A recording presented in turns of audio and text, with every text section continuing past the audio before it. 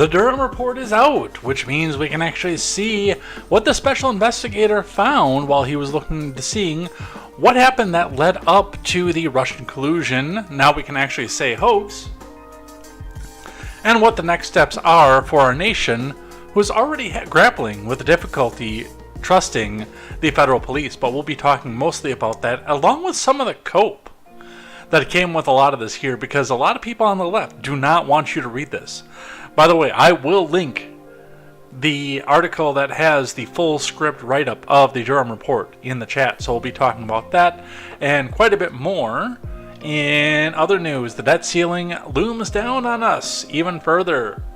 Looks like we are having some productive talks in this, but, Janet Yellen's reminding us, tick-tock, tick-tock, it's coming, and that day is coming very, very soon. So we'll talk just a bit about what's happening with that and where we go from there. Carrie Lake scores a win with the Arizona election cases heading to court, so we'll be going over some of that and what happens there. And acquitted pro-life activist Mark Houck tells Congress that the FBI raided his home to scare pro-lifers. It is going to be all this and more. I was the one flying the balloons. I am Jay Edgar, and this is Contemporary.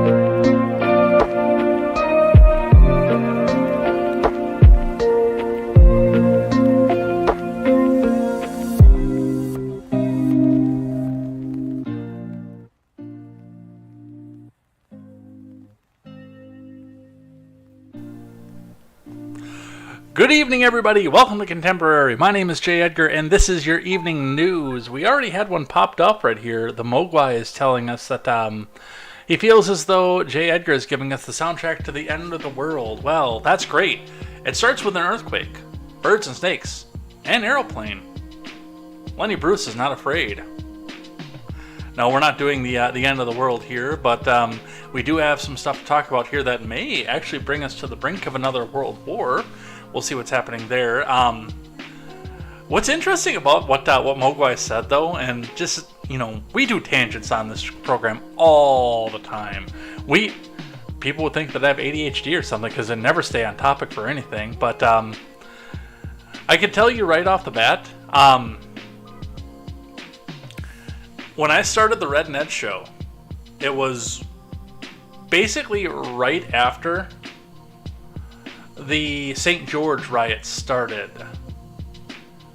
When we started to actually see some of the riots, some of the rioting, and some of the people who were less than good going off of this. And I had actually, between the pandemic and what was starting to happen in the streets, I had named the initial episode of Ed's World with Elaine on there.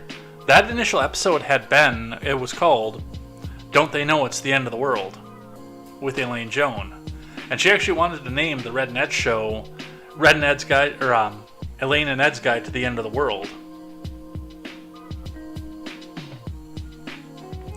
So just a little interesting side note off of that. But that went and passed. I miss Elaine, actually. She was one of probably my best friends for a long time.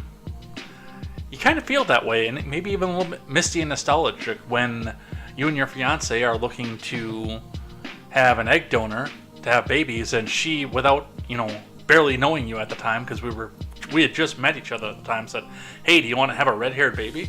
Like, oh, yeah, ever since I well, we're not going to go into that. But with that, we're actually going to get into the news of the day. Before we get started, make sure you guys go check out great programming such as The Daily Ignoramus, The Breakdown with Birkenhoff, The R-Rated Conservative, The Porch Boys. If you're more into culture, go check out Tweets by Brit, or Mr. Behavior if you're more into video gaming, Silentcaster giving you a split between news and gaming, and The Clown World Chronicles if you want to go check out the news on a much more lighter-hearted note. I try to stay lighter-hearted here, it just doesn't always work. But with it, let's get down into the news, let's get down into our finance and see what's going on with the world. Dual Helix joining us over on the Rumble side, thank you for that. And let's get started.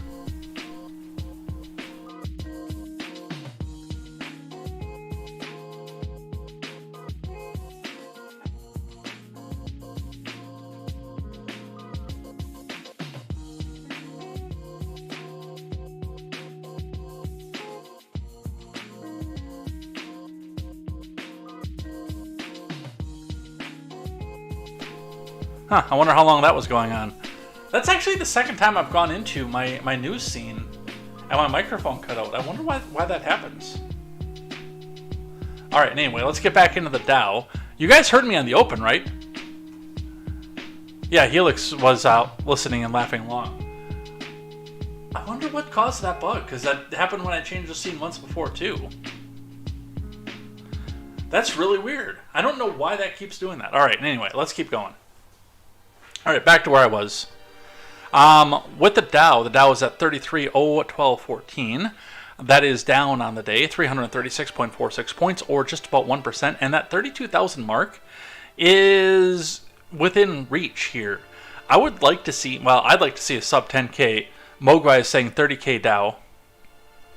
But I'd like to see it hit 10K. Sub 10K, like 900, wait. Let's make sure we get this right. 9,999.99 points is what I want to see.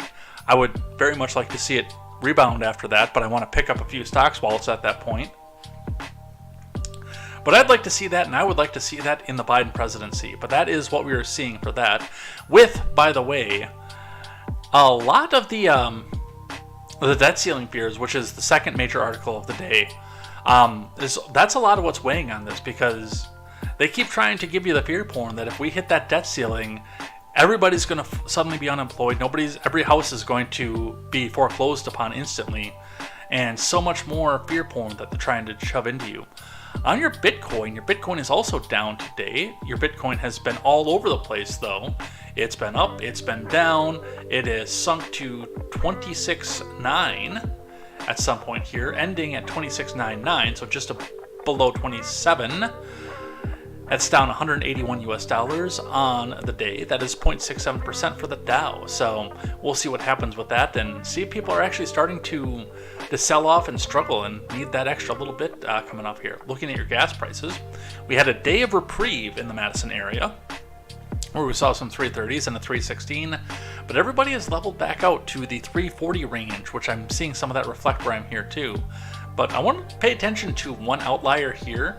Now, of course, we're still seeing 324 on the Isthmus, which there aren't a lot of people that go down here that go get gas. It's there if you need it, but like I know this area, and there are not a lot of people that come down here for their fuel. Most people that are down here ride bikes, and nobody wants to try to squeeze a car into a gas station on that area. It's pretty tightly settled here, but we've got this one outlier here around Shorewood Hills that's actually sitting at 360. Which will give us the pause and the question of, will everybody else rise up to meet that? Memorial Day is coming, so one thing to pay attention to, and really, especially given the fact that the COVID pandemic is up, and people are itching to go out with the official end of the emergency declaration, I do anticipate there's going to be a lot of travel coming Memorial Day weekend. I'm hoping to do a little bit of it myself.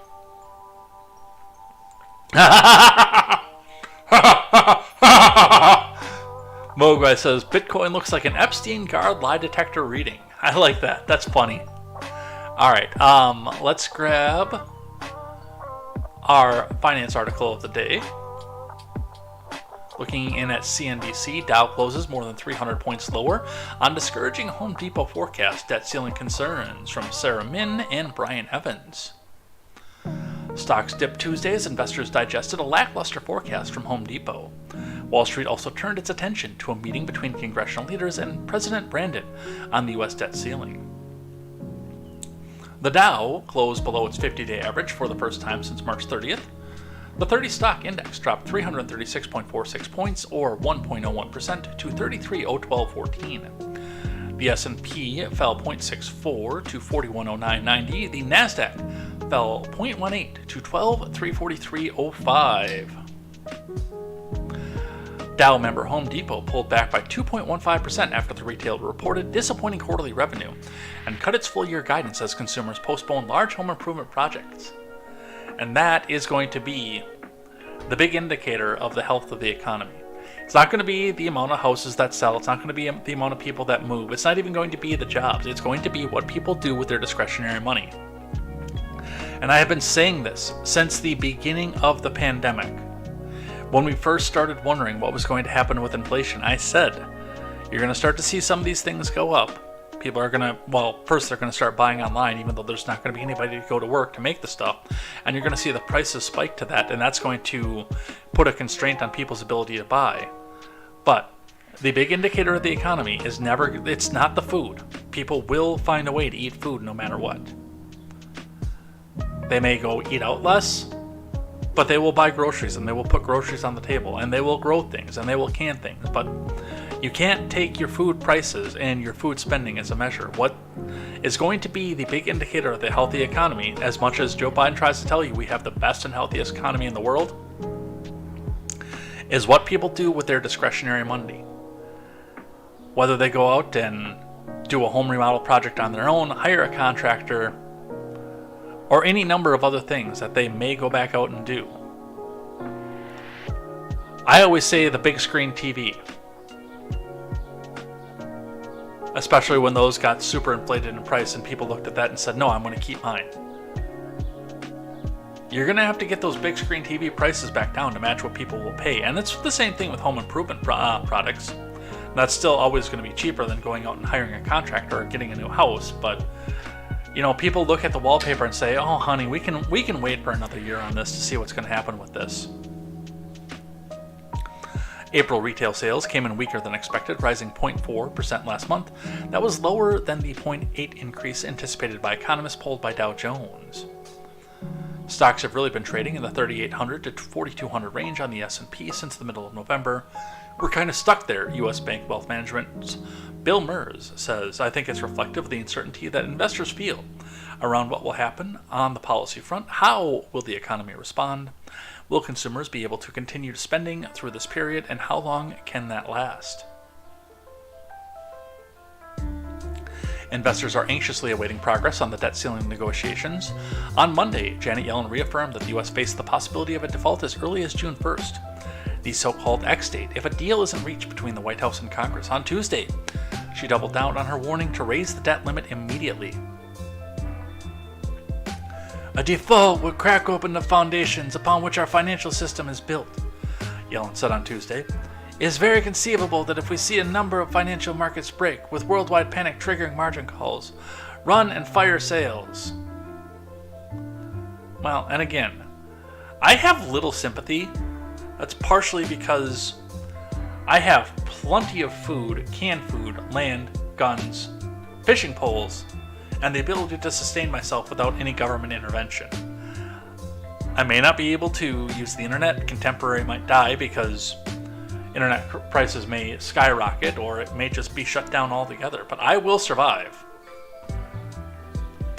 And you guys played yourselves in this. I've been warning about this since the beginning of January, when we first started talking about the debt ceiling. And a lot of big stories popped up there to try to make you forget about it until the very last minute so that they could back Republicans into a corner and say, raise it, otherwise we're going to pin this all on you. And for McCarthy's credit, he has done exceptionally well keeping the ball into Biden's court, making this all about him and what he has planned to do. But with a captive media, I don't know if it's going to be enough. We will see what happens with this.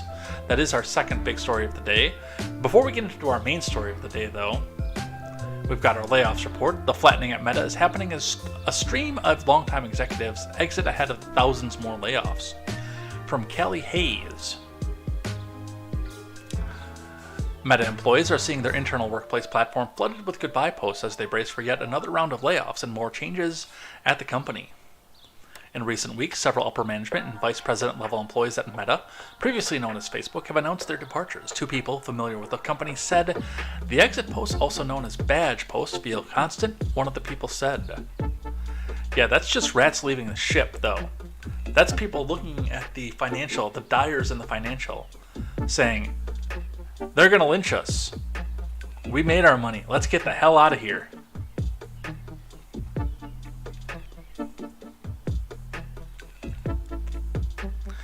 All the people leaving the company are part of Meta's business divisions, an area of the company that will see about 6,000 people laid off next week, as it becomes the last division to experience the company's process of this year of staggered layoffs. This round is expected to be even more extensive than the bloodbath that hit the company's tech and engineering departments last month, both of the people familiar said. Most of the executive exits are effectively quiet layoffs, the people added, saying that people at the VP level are often among those at the company who have been told directly if their job was being eliminated as part of an ongoing reorganization and allow it to find new work or leave prior to layoffs. Most rank-and-file employees are not given such an option. Founder and CEO Mark Zuckerberg previously dubbed 2023 his year of efficiency and said he wanted to flatten the company's reporting structure, removing layers of management while reining in costs and growth. And some of that is going to be what they said here, where they got the option and they said, okay, well, I'm going to go find a new job because I know that mine's affected. But some of this is, it's rats fleeing a sinking ship. So, good riddance, I guess, but realistically, it's the cowards that don't want to face down the people whose lives they're about to destroy. Let's see. Mogwai says, I killed the economy. I stopped at Lowe's. Sonicast says, you know what they say about guys with big TVs? Mogwai's watching me on a 70-inch TV. That's, I think, bigger than every screen I have here combined. No, it's not that big. Because, what are we at? 72 just for the three in front of me? Combined, of course. Because they're all 24s. There's a 24 actually right over there. That's got my Roku hook to it that I've never activated.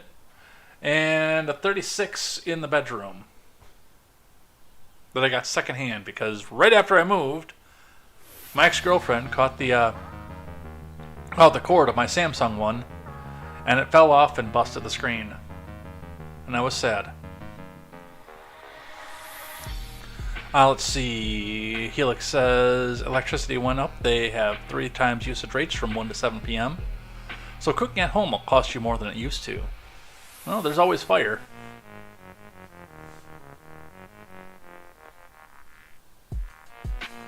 Uh, 70-inch is pretty big. Yeah, I've seen a couple. My brother-in-law actually has an 84-inch.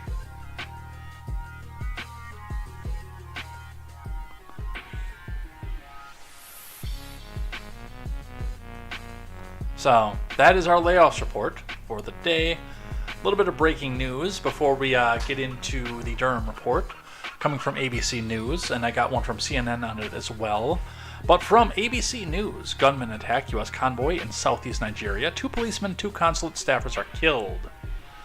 Which is, well, given the warmongers that are in this in power in this country, does tell me that we're about to have a permanent settlement in the country of Nigeria. This is from Chinedu Asadu. Gunmen on Tuesday targeted a convoy of U.S. Embassy staffers in southeast Nigeria, killing 2 of its local workers and 2 policemen, the police said. The assailants opened fire on the convoy along a major road in Ogbaru local government area in Anambra State, one of the epicenters of separatist violence in the region, according to the police. The hoodlums murdered 2 of the police mobile force operatives and 2 staff outside the consulate. and set their bodies ablaze in their vehicles, said Toshukwu Ikenga, a police spokesman in Anambra. A joint team of security forces was deployed to the scene, but arrived only after the assailants escaped, with 2 other police officers and one of the drivers, Ikenga added. He said no U.S. citizen was on the trip. U.S. State Department said his personnel in Nigeria are working with the nation's security agencies to investigate Tuesday's attack. The security of our personnel is always paramount, and we take extensive precautions when organizing trips to the field, the State Department said in a statement.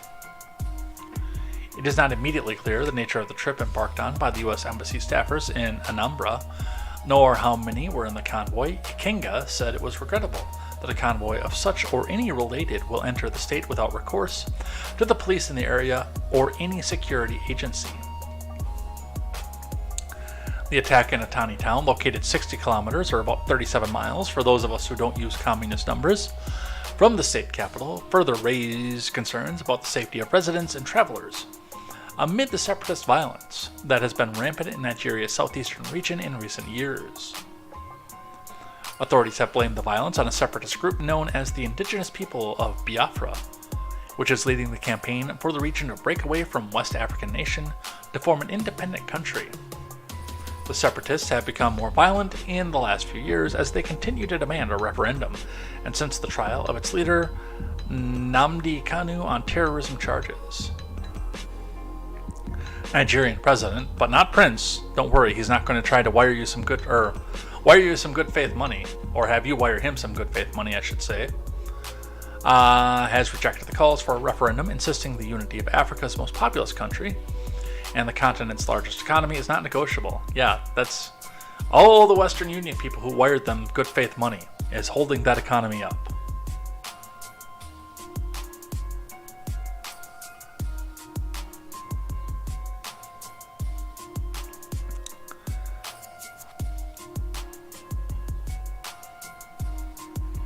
Anyway, insisting that it's not negotiable. So, no U.S. citizens, so we might stay out of this, but, we've gone to war for less.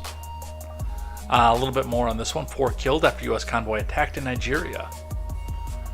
Yes, your prince is okay, Mogwai. So, this is here, getting kind of close to the ocean.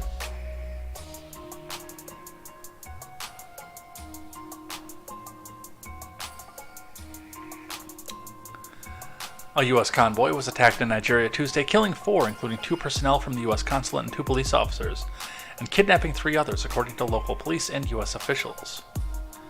The attack took place in the southeastern Anambra state, with Anambra Police Command telling CNN the attackers murdered 2 police operatives and 2 staff of the U.S. consulate and sent their bodies and their vehicles ablaze.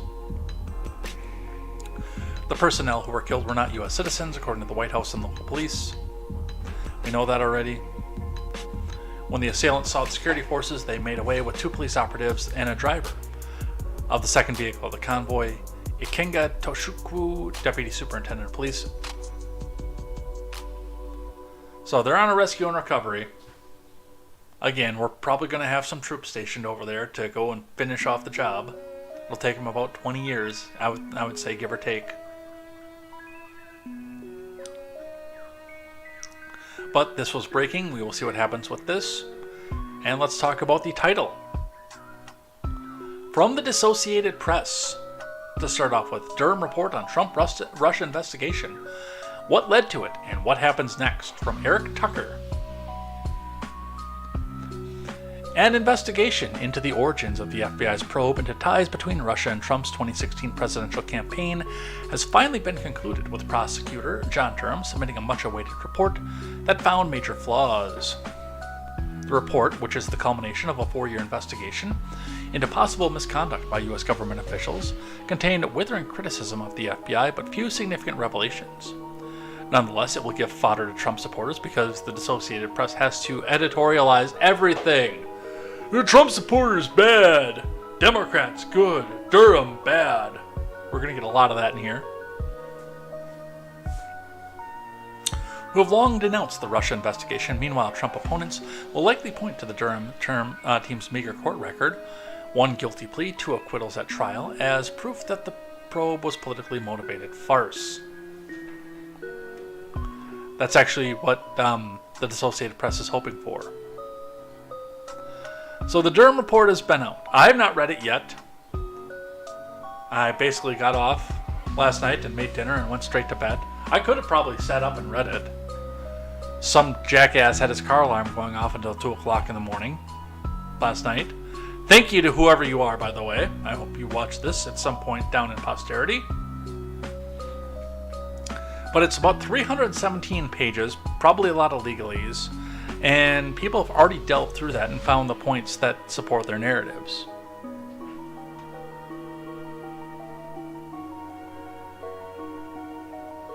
But we're going to talk a bit about what's here. First thing, I'm going to I put this article in here, and I've already put it in the Discord with an @everybody in it, which it looks like there's some people discussing it. No, that's All in Behavior's Discord, never mind. Not a lot of discussion going on over here yet, but it's in the Discord if you guys want to read it. Otherwise, I'm going to pop it in the chats on all 3 main channels here. With the CBS article that actually has the scribed version of all 316 pages of the report. The source material is there. I do hope that you guys will read it for yourselves. And there's a lot of stuff here. I mean, that's just the table of contents. And we're 10 pages in. So this was very extensive. Special counsel's investigation, the summary, applicable laws. That seems to be the body of it, is the applicable laws that were put there, sections and subsections here. So get this in here. There it is in our main chat for all of you on DLive, YouTube, Facebook, Twitch. And we'll go over here and drop this into Rumble. Those of you who are watching either live or on the replay, that'll pop up there. And even though I don't think we're going to start seeing a lot of people over on the Odyssey side, we'll put that there as well. So you guys can go and check that out for yourselves. Don't take my word for it, because I haven't read it yet. I like this one here. Trump's alleged salacious sexual activity at the Ritz-Carlton Moscow appears in a Steele report. The TLDR that I've been seeing thus far seems to revolve around the fact that this should have never even taken place. And this was indeed politically motivated. And realistically, when we start to see some of the reactions coming off of this, especially, I've got a Daily Beast article up here saying that Durham owes the American people an apology for wasting time, but we'll talk a bit more about that.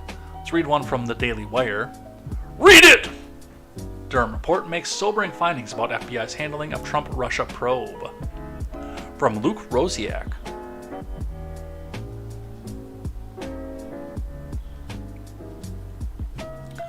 Special counsel John Durham, who was tasked by the former Attorney General Bill Barr to examine the propriety of the FBI's investigation of President Trump, released a 320-page report on Monday that found the FBI had no evidence to support a Trump-Russia scandal when it began its investigation, and found sobering differences in how it approached the Trump probe compared to other politically sensitive investigations.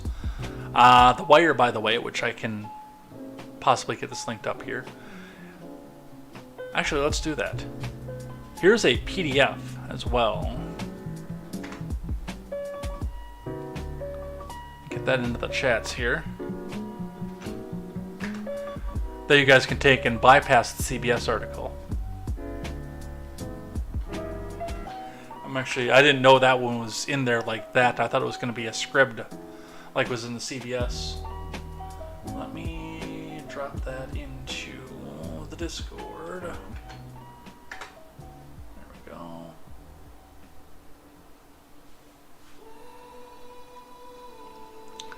And then people can go grab it at their leisure. It said the FBI immediately opened a full investigation based on a brief note from Australian diplomat recounting how he had met with George Papadopoulos. a volunteer with the Trump campaign, in which he mentioned Russia might have informed... Oh, I lost my place. Might have information, rather, negative to Hillary Clinton.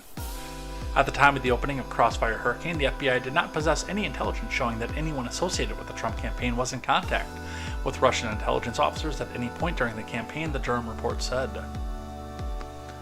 The probe later relied on the Steele dossier, which came from a circular loop of people with little insight into Russia, except that some of them had been on the FBI's radar for possible misconduct or ties to Russian intelligence.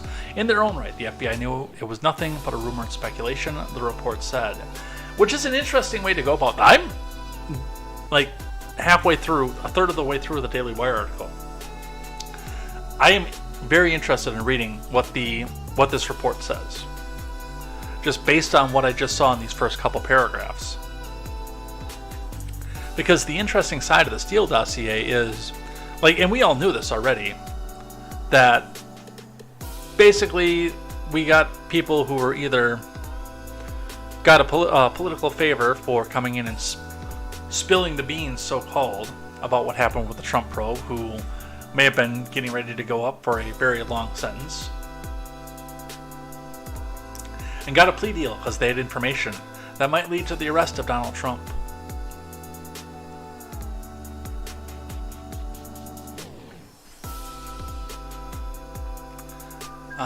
What else do we have here?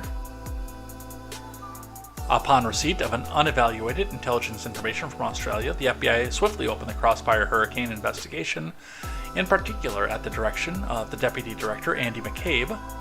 Deputy Assistant Director of Counterintelligence Peter Strzok opened Crossfire Hurricane immediately. Strzok, at a minimum, had pronounced the hostile feelings toward Trump. The matter was opened as a full investigation without ever having spoken to the persons who provided information. Further, the FBI did so without any significant review of its own intelligence databases, collection and examination of any relevant intelligence from other U.S. intelligence entities, interviews of witnesses essential to understand the raw information it had received, or using any of the standard analytical tools typically employed by the FBI in evaluating raw intelligence, the report concluded. Had it done so, the FBI would have learned that their own experienced Russia analysts had no information about Trump being involved with Russian leadership officials, nor were others in sensitive positions at the CIA, the NSA, the Department of State aware of such evidence concerning the subject. In addition, FBI records prepared by Strzok in February and March of 2017 show that at the time of the opening of the Crossfire Hurricane, the FBI had no information in its holdings indicating that at any time during the campaign anyone in the Trump campaign had been in contact with any Russian intelligence officials, it said.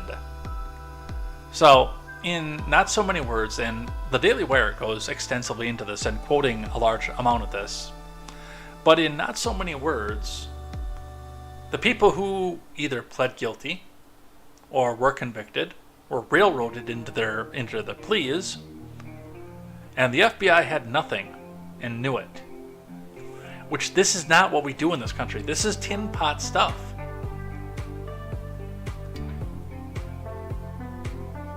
Which is a little bit frightening. The more important part here is if anything's going to come from this, and honestly, no, nothing is going to come from this. The Mogwai says federal intelligence is the best example of lying on your resume and still getting the job.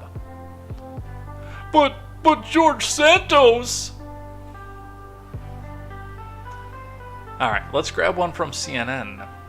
Takeaways from Special Counsel John Durham's report on the FBI's Russia-Trump probe. From Zachary Cohen.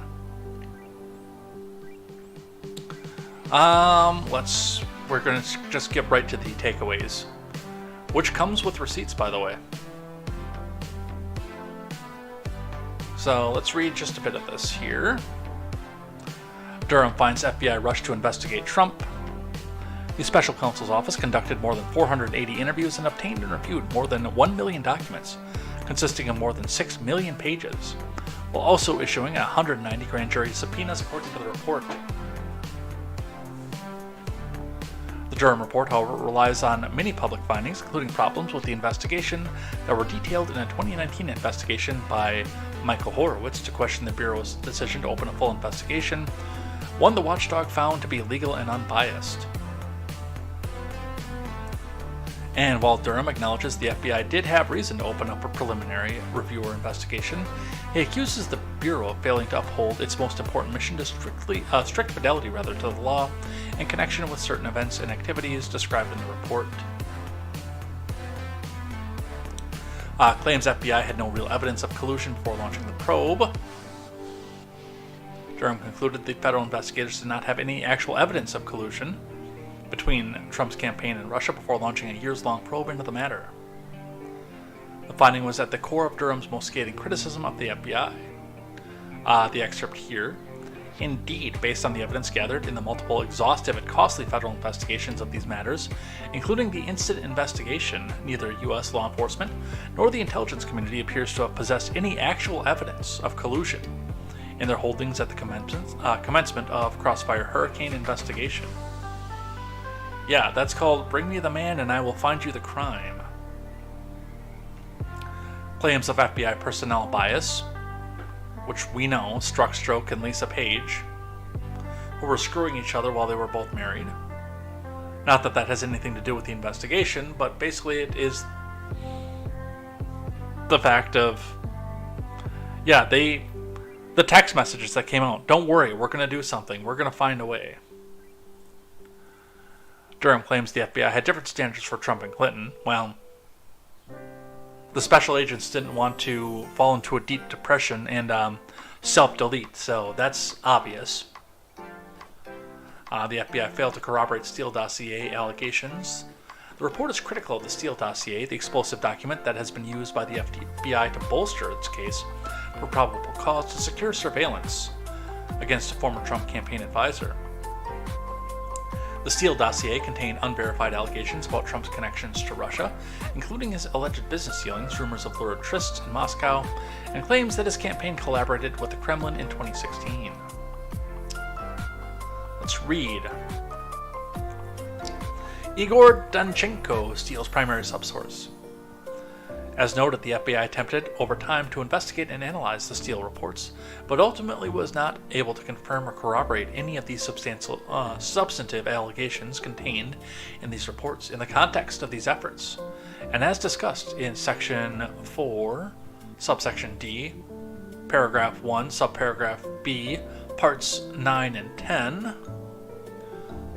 the FBI learned that Steele relied primarily on US-based Russian national Igor Danchenko to collect information that ultimately formed the core allegations found in the reports. Specifically, our investigation discovered that Danchenko himself had told another person that he, Danchenko, was responsible for 80% of the intel and 50% of the analysis contained in the Steele dossier.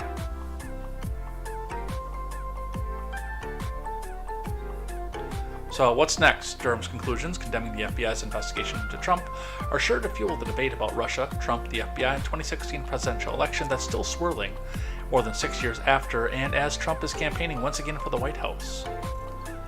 Jim Jordan announced that he has reached out to the Department of Justice to have Durham testify next week, a clear sign that Trump's Republican allies will seek to use the report to advance their own political objectives.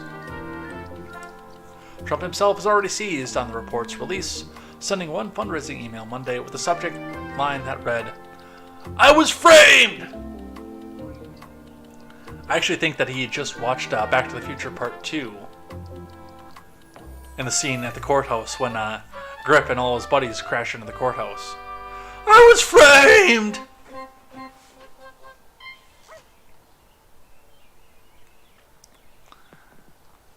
Let's grab another one from The Wire here. Betrayal. Agents working on Russia probe say leaders concealed intelligence on Hillary's role. No, that's CYA mode is what that is, from Luke Rosiak. The FBI's Operation Crossfire Hurricane was tasked with investigating Russian involvement in the 2016 election.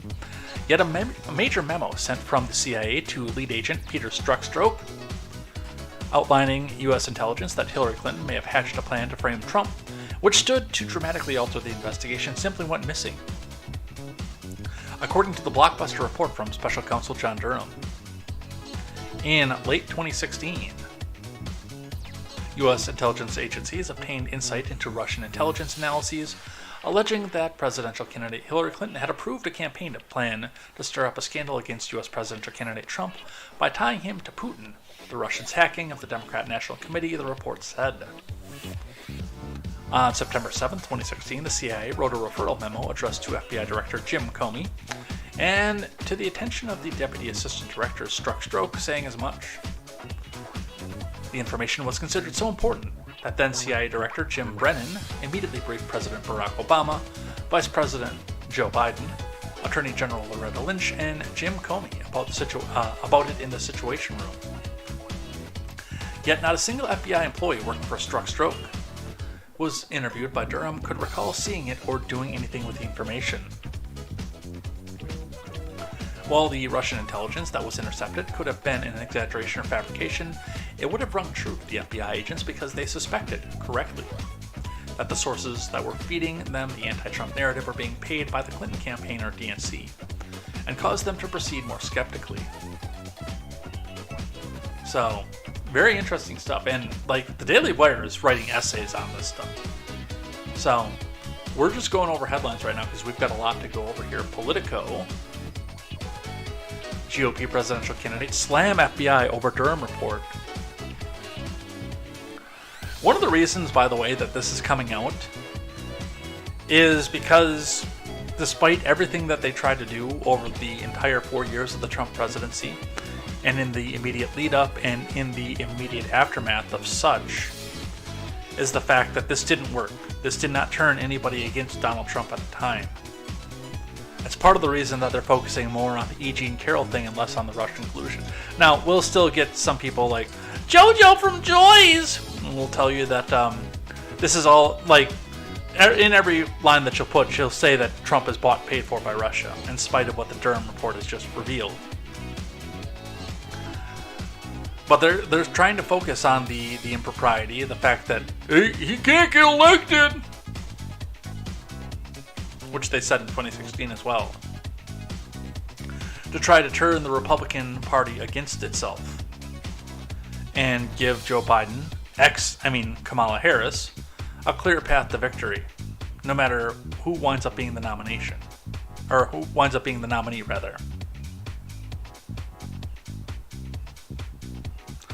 Part of the reason this was allowed to come out right now, actually, is because they're focused on something that makes him unelectable. But again, before I even read this, I want to point out the fact that there's already a major rape allegation against DeSantis.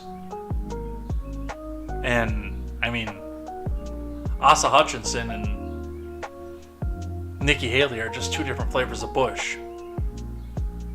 Trust me, if I'm going to be forced down to the decision of going for two different flavors of Bush, I'd rather be in a three-way than trying to pick which warmonger Republican I want to have in office.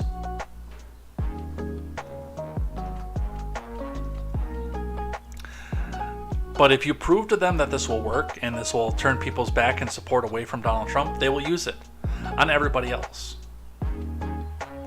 Luckily enough, especially again with the Russia thing, for DeSantis and Haley and Ramaswamy and people like that who are probably going to speak out against this, they don't have to worry about this because the focus groups for the Democrats found out that it doesn't work.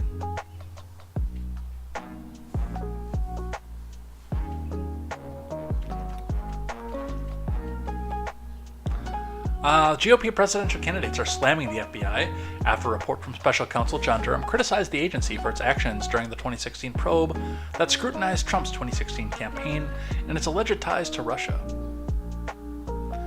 It's a top law enforcement agency that didn't follow the laws, Nikki Haley said on Fox News on Tuesday. To see what happened is unthinkable. Heads need to roll over this. Anybody that touched it or had a part in it needs to be fired, and every one of their senior managers needs to be fired as well. The FBI has lost complete credibility when it comes to this, and they have a lot of fixing to do to get the trust back of the American people. Durham's 306-page report accuses the FBI of a double standard for aggressively probing ties between Russia and Trump's 2016 presidential campaign, while soft-pedaling similar claims about foreign seeking influence over Democrat candidate Hillary Clinton. There's scum like cockroaches all over Washington, D.C. Donald, stay away from the cockroach reference. Especially if you're talking about DC insiders. Dude, stay away from that one. No. That is not going to end in a place that you like. Trust me.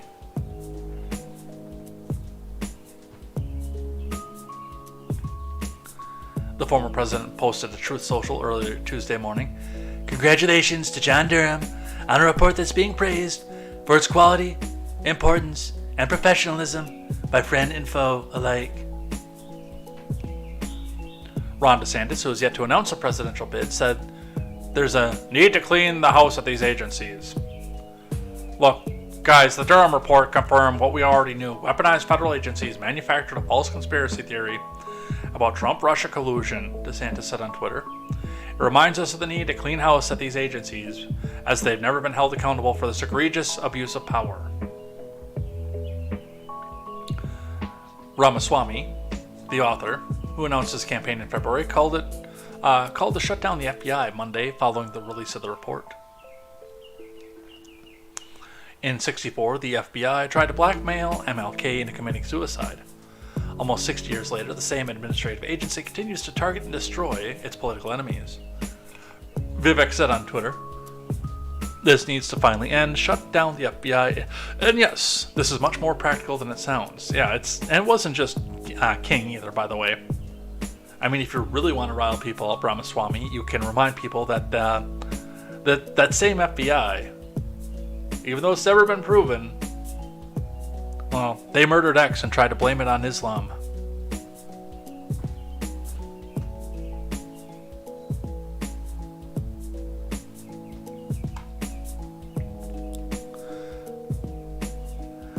In a move that surprised exactly 0 people, the plant, Marjorie Taylor Greene moves to impeach FBI director and U.S. attorneys for D.C. from Jared Gans over at The Hill.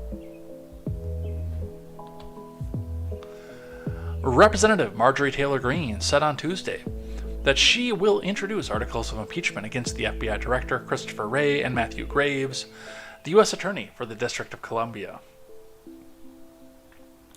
Greene alleged the release that Wray has turned the FBI into President Biden and Attorney General Merrick Garland's personal police force. Which, I mean, that's true. She said the FBI has intimidated, harassed, and entrapped U.S. citizens who have been deemed enemies of the Biden regime.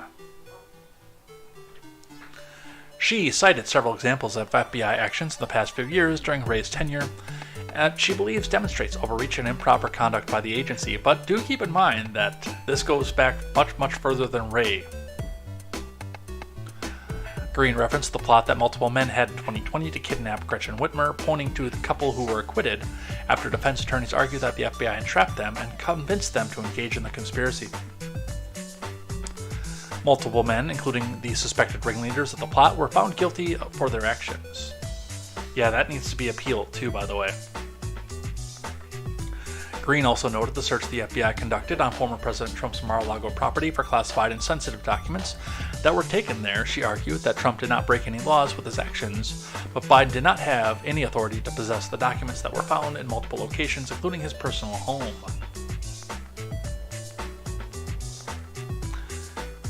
It is unacceptable for the director of the FBI or any civil officer to exercise his power in a way that targets one political class while doing favors for the other, Greene said. Her articles of impeachment accuse Wray of refusing to ensure that the laws Congress passes and the President signs are faithfully executed and has failed to uphold his oath. During a hearing of the House Oversight Committee on Crime in D.C. earlier on Tuesday, Greene said that Graves had chosen not to prosecute 67% of people arrested by D.C. police. Did I say director? I think I meant director. Not director! I like that, though. I like how that looks written out.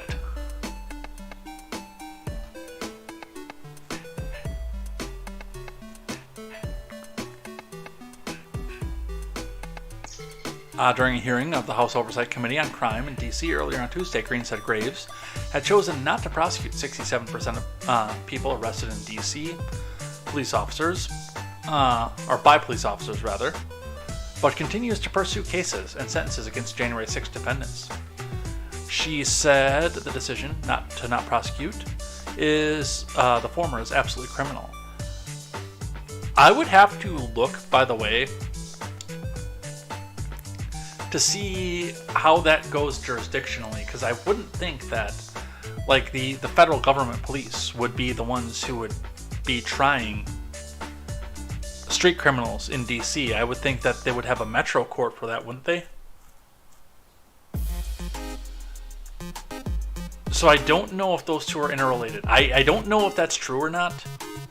I would have to do more research to know.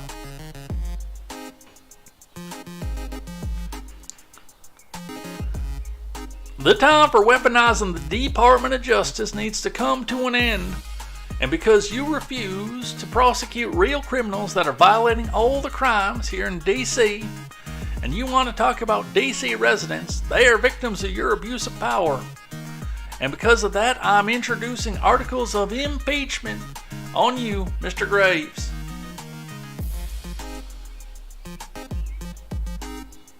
My big question here is McCarthy even going to take this up? And I don't think he will. Alright, what else do we have?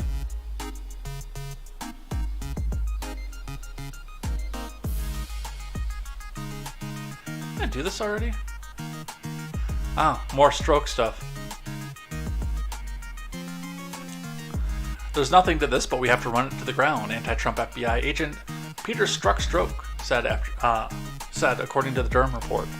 Again from Luke Rosiak. Luke Rosiak, I think, got most of the articles today. Days after the opening of a full FBI investigation into connections between Trump and Russia, lead FBI investigator Strzok told a subordinate that there's nothing to this, but we have to run it to the ground. The subordinate, a top official in the Bureau's London outpost, told Special Counsel John Durham. Strzok opened a full investigation, skipping preliminary steps based on nothing but a brief and vague account by an Australian diplomat of a conversation in a London bar, and within hours had traveled to London, but when he explained why he had opened the investigation, neither the FBI employees nor their British counterparts could believe it, according to the report released by Durham on Monday.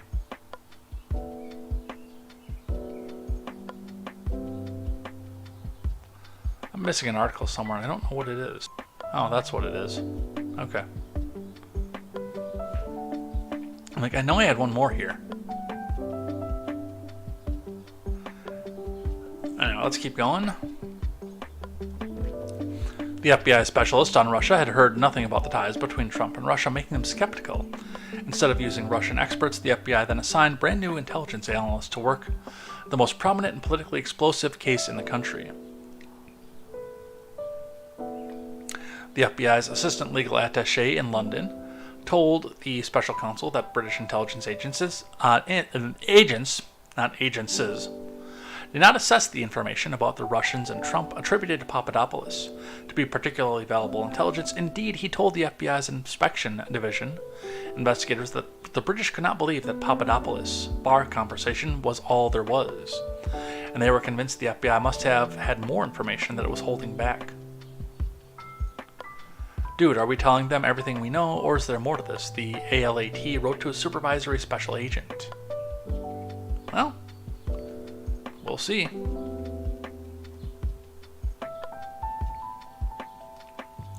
Trump reacts to Durham FBI report. Scammed! From Brett Samuels over at The Hill.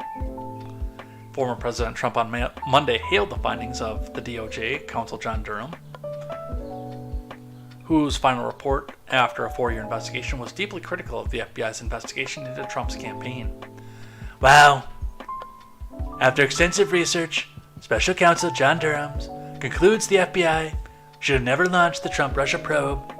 In other words, the American public was scammed, just as it's being scammed right now by those who don't want to see greatness for America, Trump wrote on Truth Social in his first reaction to the post. In In a subsequent interview with Fox News Digital, Trump called the FBI's investigation of him a disgrace and argued James Comey and others should face consequences.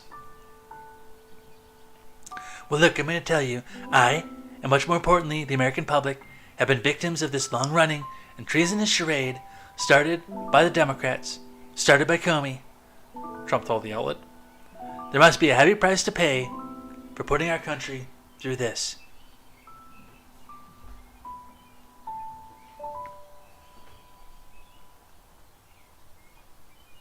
And he had a lot more to say on Truth Social about that. But yeah, you knew that he was going to be the one right up there. So, agent says, Biden probably said that, so it's fine. Thank you. I'm glad I have clearance for that. Just a little review of what didn't materialize. We're not going to spend too much time on this one, because I really want to go over what Tapper had to say and some of the cope from here. Flashback. Shifty Schiff claimed damning evidence of Trump-Russia collusion. It was Democrat hoax, Durham report shows, from Tim Pierce. No video, but we've got video on the next one. Special counsel John Durham's report on the DOJ's conspiracy-fueled investigation into the alleged Trump-Russia collusion again raises questions about Rep. Adam Schiff and the extent to which he may have knowingly misled the American people. Shifty Schiff prosecuted former President Trump in the court of public opinion for years while the congressman served as the top Democrat on the House Intelligence Committee in 2017. Schiff was the committee's ranking member and privy to classified information not released to the public. He claimed that the evidence against Trump was damning. Well, we continue to fill in all the missing pieces, but we do know this: the Russians offered help, the campaign accepted help. The Russians gave help, and the president has made a full use of that help. And that is pretty damning, whether it's proof beyond reasonable doubt of conspiracy or not, Schiff said during a December 2017 appearance on CNN. Well, Adam, we're waiting. Any day now. Apparently, Strzok is married to Melissa Hodgman, an associate director of the U.S. Securities and Exchange Committee. Or Commission, rather. So, that's an interesting pairing. Now, my question there is this a remarriage? Or second marriage? Third marriage, maybe. He's an FBI agent after all. Yeah, 2 more weeks. 2 more weeks blowing on. Because he got caught cheating on his wife, who I don't know who that was at the time, with Lisa Page. In fact, I'm actually surprised that he's not married to Lisa Page right now, as public as that was.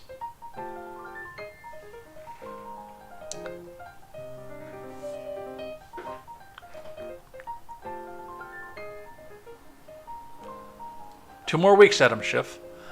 Let's talk about Jake Tapper. So we've got a small clip of this, of Jake Tapper's speech, but there's some more focus on this from The Hill. But Megs, T Aftermath 2020 over on Twitter, says Trump should be able to serve 2 more terms. This was all bullshit to tie a sitting president. This was treason. I don't know if I want 2 more terms of that, because, again, my big issue was the fact that, yes, the tax cuts were nice, but there was no plan to cut the spending. And in fact, we were lied to about the spending.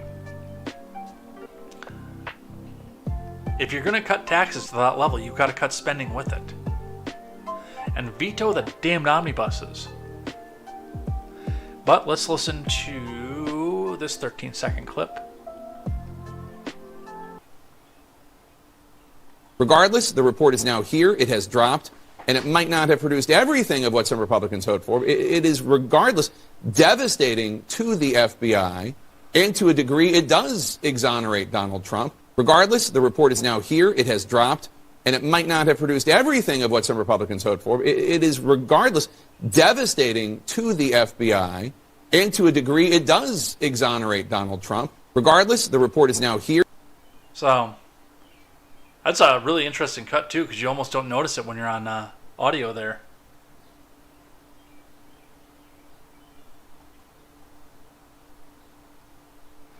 Apparently down in South Carolina, since we have a South Carolinian watching us, report that I received from today's South Carolina State Legislature from someone following the pro-life battle there, the House Dems have filed over 100 amendments to try to wear down the Republican members, moving to adjourn every 30 minutes. I watched it live all day.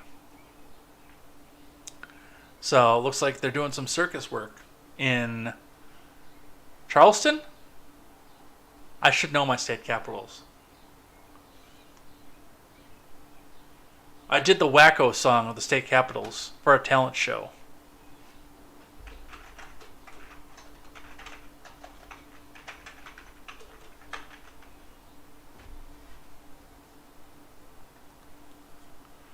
Columbia. I thought it was Charleston for whatever reason. Alright, let's read from The Hill.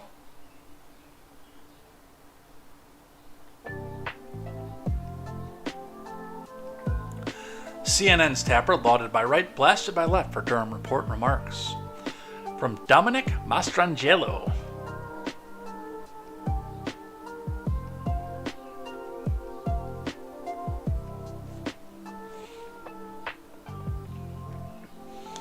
CNN anchor Jake Tapper is earning scorn from the left and praise from the right over his commentary on Durham, a Trump-era special counsel, and his report reviewing the investigation of the former president's ties to Russia. Regardless, that report is here. It is dropped, Tapper said on Monday during his nightly newscast on CNN. And it might have not produced everything that some Republicans hoped for. It is regardless devastating to the FBI, and to a degree, does exonerate Donald Trump. That's the clip that we heard. But he goes on. It is possible the FBI had legitimate cause for concern, and it also is possible that some individuals in the FBI got ahead of their skis and were not as professional as they should have been. Republicans cheered Tapper's remarks, citing it as a rare acknowledgement from a mainstream media figure that Trump is targeted by what they view as biased federal law enforcement officials or so-called deep state.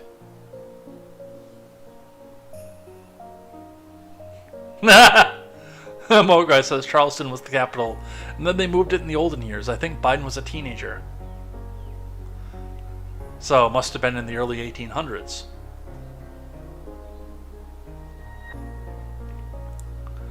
Did you ever think you'd hear that on CNN? It does exonerate Trump, the last person you'd think to do that. Fox News morning host Brian Kilmeade said on Tuesday. The RNC sent a tweet minutes after Tapper's comments, highlighting the anchor's characterization of the report's findings. On the political left, Tapper took some flack. Imagine that. Jake Tapper says the Durham report is devastating to the FBI. It isn't. Not even close. Oh, no, we gotta do that in Olbermann voice. No charges! Just partisan conclusions! Tweeted Keith Olbermann, the bombastic former cable news host, frequently critical of leading industry figures, and Tapper, of the new non-journalistic Christlicht CNN, is propagandizing. Occupy Democrats, a corporate liberal political action organization that is disguised as grassroots, also chimed in on Twitter saying, "Shame on Jake Tapper for reporting what's true. This report is a nothing burger and nobody cares."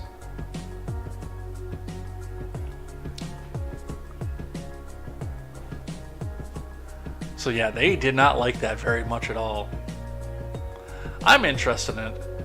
My big concern, again, it's I don't care if Trump is exonerated or they put him in a prison cell forever. The problem is the weaponization of the agencies and the industries. That's the biggest problem, what we see here.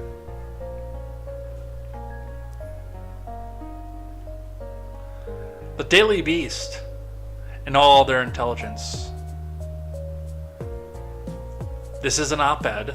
This op-ed is by Shane Wu, which means the opinions expressed in this article are the opinions of Sean Wu, not necessarily the opinions of the Daily Beast, even though in this case they are. Contemporary, Turns of Pages Productions, or your host, J. Edgar. You could do worse than Ron Paul, by the way, Dual Helix. John Durham owes the American people an apology for wasting their money.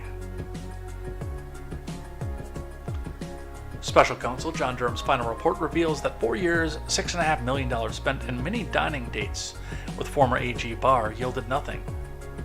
As a prosecutor who served as a supervisor on an independent counsel investigation, I find Durham's investigation to be a complete waste of taxpayer dollars because it didn't give me the outcome that I wanted. Wah, wah.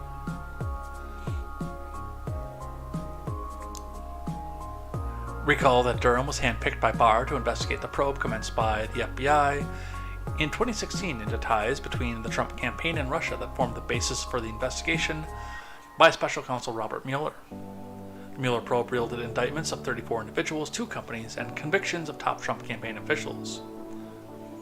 By comparison, Durham's investigation sent no one to jail, but did manage to lose 2 jury trials, including the final loss in which Durham personally got into the well of the courtroom to make various arguments to the jury justifying his own investigation. What court did they go to, by the way?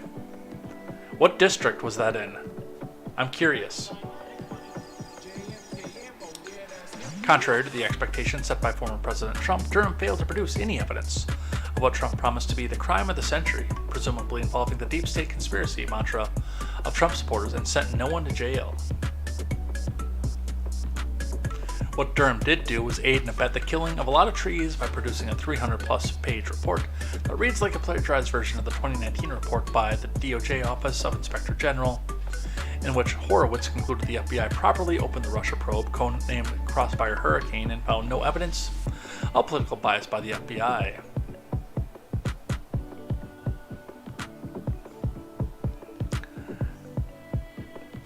And I'm going to tell you right off the bat that this guy didn't read this. He was paid to put this opinion out there, to taint the well, to keep Democrats from reading this thing. It's one of the fun things, and by the way, it's the reason that I linked both the article that had a PDF and the PDF itself in the chat. I will tell you what I think about this. Again, I have not read this myself, but I will read it. And I'll note that. But I want you to read. I want you to hold my feet to the fire and say, hey, you said this, this, and this. But that's this, and this is what the report actually said. I want you to have the source material, and I want you to read it in full. Whether or not you do, that's on you. But I want that opportunity to be available to you. That's why I put it in the Discord. That's why I put it over in all the chats.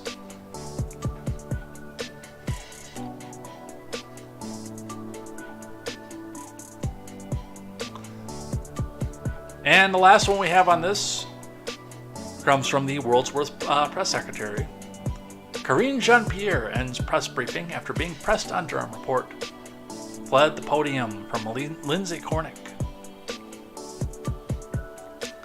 Now, we don't have video of this, unfortunately. Bet you it wouldn't be too hard to find it. I bet you if I went over here right now and searched Durham,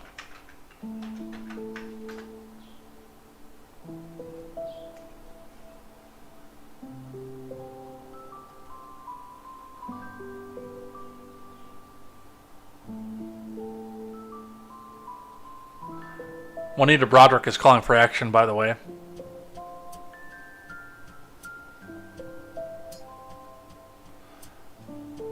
So we do have a clip of world's worst press secretary.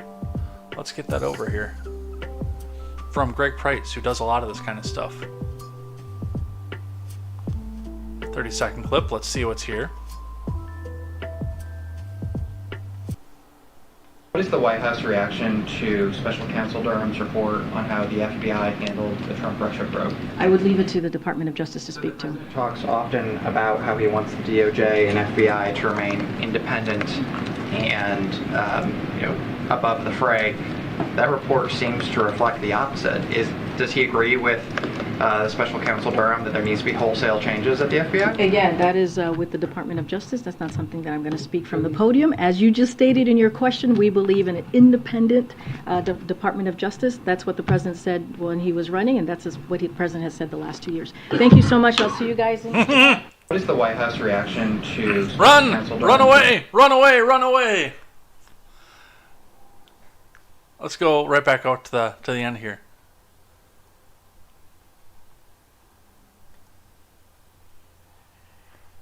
Come on, did I screw this up by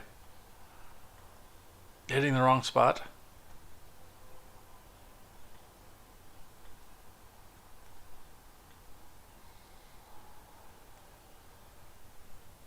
Either I'm offline or this video buffering is screwed up. But it's too bad, because if we went right to the end, we would see the Karine Jean-Pierre shaped cloud of smoke where she used to be. Like an old Looney Tunes cartoon.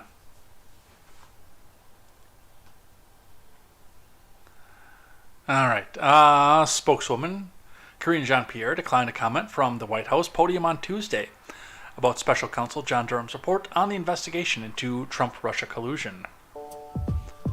Durham's 300-page report found that the FBI and the DOJ failed to uphold their mission of strict fidelity to the law regarding its investigation into the possible Russia collusion with the Trump campaign in 2016. Though the report dropped on Monday, only RCP reporter Phil Wegman referred to Durham's report and asked for a reaction at the White House press briefing. What is the White House reaction to the report on how the FBI handled the probe? I would leave it to the DOJ to speak to that. We gone.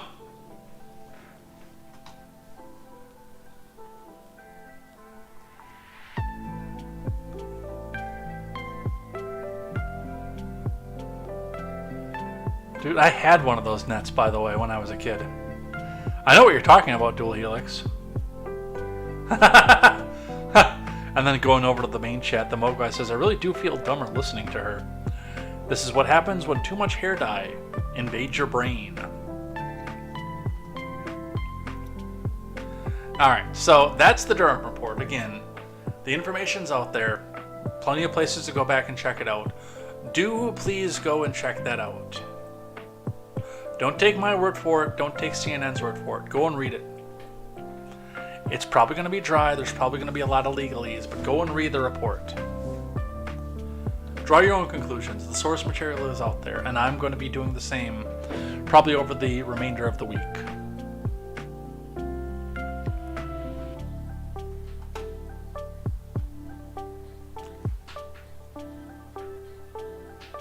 Let's talk about the debt ceiling.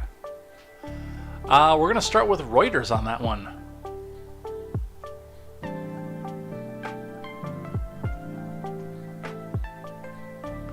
All right, from Reuters, Biden and McCarthy hopeful on debt ceiling deal. U.S. President cuts Asia trip short. From Nandita Bose and David Morgan. President Biden and top congressional Republican Kevin McCarthy edged closer to a deal to avoid a looming U.S. debt default on Tuesday, as the threat of an economic nightmare prompted Biden to cut his trip short to Asia this week. After an hour of talks, McCarthy, the Speaker of the House, told reporters the two sides remained far apart on the agreement to lift the debt ceiling, but he said it's possible to get a deal by the end of the week. It's not that difficult to get an agreement. Democrats were not as positive about a quick time frame, but the White House called the meetings productive and direct. Biden met for an hour with McCarthy, Chuck U. Schumer, the Turtle McConnell, and Hakeem Jeffries after their aides met over the weekend to try to strike a deal. Republicans have refused to vote to lift the debt ceiling past its $31.3 trillion limit unless Biden and Democrats agree to spending cuts in the federal budget. However, McConnell said after the meeting, "We know we're not going to default." The U.S. government may default on some debts as early as June 1st unless Congress votes to lift the debt ceiling, and economists fear the country will slide into a recession that we're already at. And, I mean, the writing is on the wall. They're already preparing to do this, to blame Republicans for the recession. They've been very open about this. Biden is optimistic there's a path forward, a bipartisan budget agreement if both sides negotiate in good faith and recognize that neither side will get everything that it wants, the White House said. Biden and congressional leaders' staff have met several times over the past week on the issue. Going forward, the talks will be narrowed for more engagement between the House Republicans and the White House, McCarthy said. So this is what they're doing on paper, but I want to put out, especially given the fact that they just said if they negotiate in good faith, because very shortly after, the White House put this tweet out in the name of Joe Biden that says, "Hey, if America defaults on its debt, the economy would fall into a recession, and our nation's global reputation will be damaged, man. Evil MAGA House Republicans should stop playing Brinkman. Jill! What's that word? Brinkmanship with the full faith and credit of the United States. It's a manufactured crisis." I will give Biden the benefit on this one. It is a manufactured crisis. It's just not manufactured by the people that he thinks, or he's trying to convince people that manufactured it. It is 100% a manufactured crisis. There's no denying that.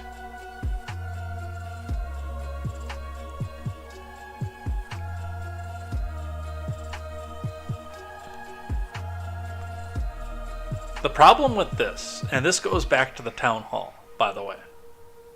We're going to go all the way back to the middle of last week to talk about what happened with the town hall there, because this is the same position. And this is the difference in diplomacy between the Biden admin, who will run out to Twitter to tell everybody how evil his opponents are, who are legitimately trying to be diplomatic at this. The voters on the ground are telling us how evil the Biden admin is for not doing this. The independent voices are, but the people who are doing the negotiating are saying, "Come on, we're almost there, we've got some motion, we're doing good, people are being reasonable." Whereas Biden will run straight to fucking Twitter, excuse my language, and say, "Hey, these evil people are domestic terrorists, they're MAGA, they're white supremacists, and they're trying to destroy your life with the full faith and credit of the United States."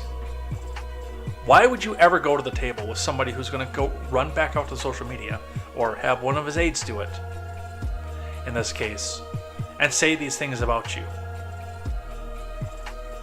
Why would you ever come to the table with that?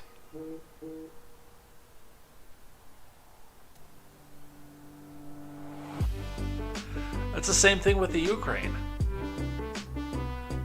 The best thing you can do with Ukraine right now is get Putin and Zelensky into the same room and have a conversation with them, with you as the moderator. No matter who you are in the American government, with you as the moderator. But why the hell would Vladimir Putin ever come in and negotiate with somebody who's called him a war criminal? Like Donald said, he can come into the room and think that he's about to be carted off and arrested for war crimes.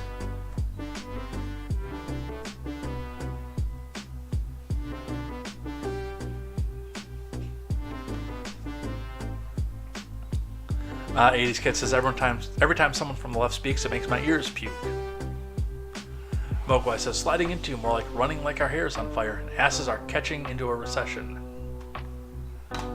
That is an interesting visual. Let's see, what else do we have here? I think they'll have another shutdown. They purposely overspent by $7 trillion, which is just irresponsible. Biden better be careful, he'll end up the scapegoat. The Dems have a habit of getting into trouble, then picking someone under the bus as a scapegoat. That Burke's scarf lady saw the writing on the wall and dipped. She would have got fleeced way worse than what they did to St. Anthony of Fauci. Hallowed be his name.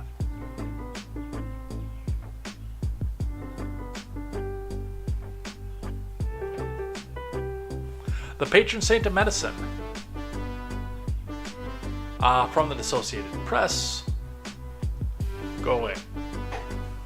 McCarthy says debt ceiling deal possible by the end of the week as Biden cut short upcoming foreign trip. Just going to touch on this briefly from Lisa Mascaro and Sung Min Kim. Of course, the real president is there with them, watching, telling him what to say.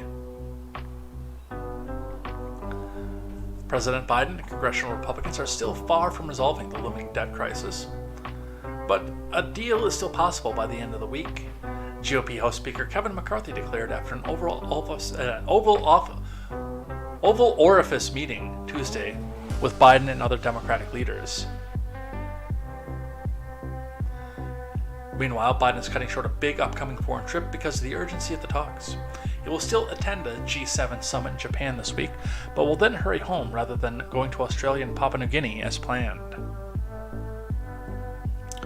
For all the talk about dire debt limit outcome, there was overriding agreement after the White House meeting that the first default in U.S. history must be averted.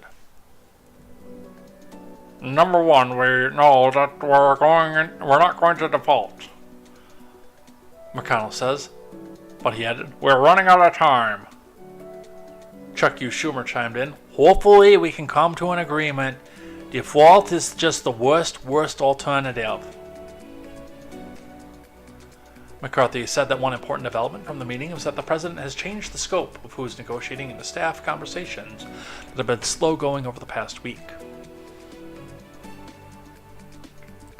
Now, Steve Ricchetti, the counselor to the president, and Shalonda Young, the director of the Office of Management and Budget, will try to negotiate an agreement directly with McCarthy's team. The speaker said he tasked Rep. Garrett Graves of Louisiana, point man for the speaker on debt and budget, for the talks with the White House team.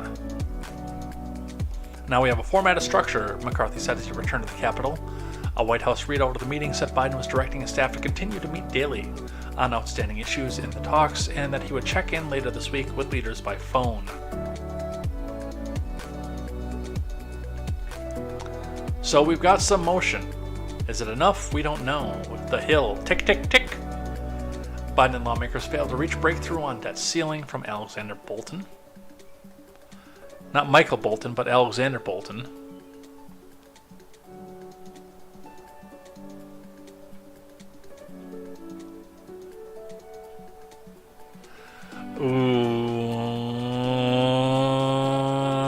I can't say that on YouTube. It's funny, Dual Helix, but I can't say that on YouTube.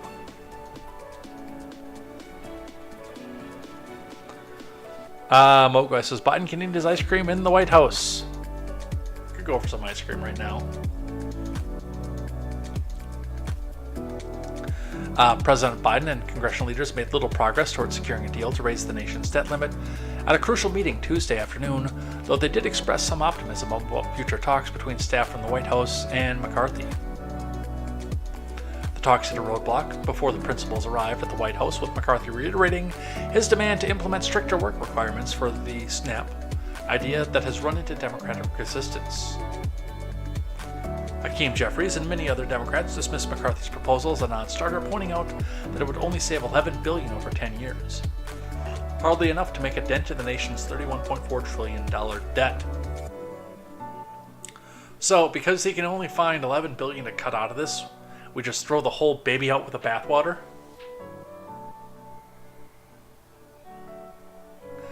The Mogwai says, if we default on the debt ceiling, do little orange guys come out and sing us into a recession? Oompa loompa doopity doo, I've got another puzzle for you. Who do you think is running this show? I can't say anymore over on YouTube.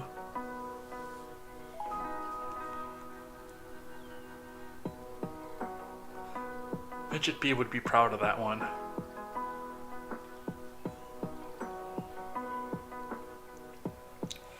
The impasse sets the stage for dramatic 2 to 3 weeks of brinksmanship before the Treasury Department finally exhausts its ability to pay the nation's fiscal obligations on June 1st. Janet Yellen said earlier on Tuesday that time was running out to prevent a catastrophic default.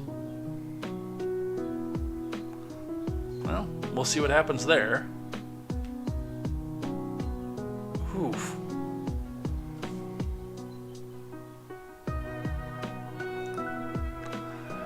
And the fear porn, as usual, from Insider. The GOP proposal to raise the debt ceiling would force Americans on Social Security and Medicare to wait longer to receive help and make college more expensive, the White House says. Again, somebody who knows nothing about diplomacy. From Eyelet Sheffy and Juliana Kaplan. The Biden admin is sounding the alarm over Republicans' hopes to enact a far-reaching spending cut, saying the contours of the GOP's plan would result in a 30% slash to a slew of popular federal programs. In a memo, Shalonda Young, the Director of Office of Management and Budget, breaks down the math on Republicans' desired funding levels. The GOP's latest line on spending is that it wants to maintain the same funding levels as 2022. So again, not 2019, not 2016, not even 2008, although that probably wouldn't be a good thing because we were putting a war on the credit card at the time. 2022. Last year. Oof. I think Mogwai and Silentcaster are trying to compete to find something I can't say on YouTube.